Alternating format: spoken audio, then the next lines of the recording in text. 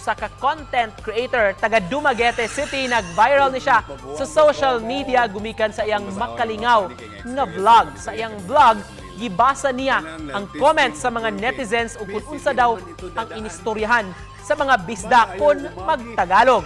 Nakaani ni siya og daghan nga mga shares, comments, likes ug libuan gyud ka views gumikan niini. Anong oras po ito, Dudunggo? Naitaksi giingnan kung sasakay po kayo ni Anasam kung hindi po may sugat po ako. Kanang muhangyo sa Divisoria, patawarin niyo po kami.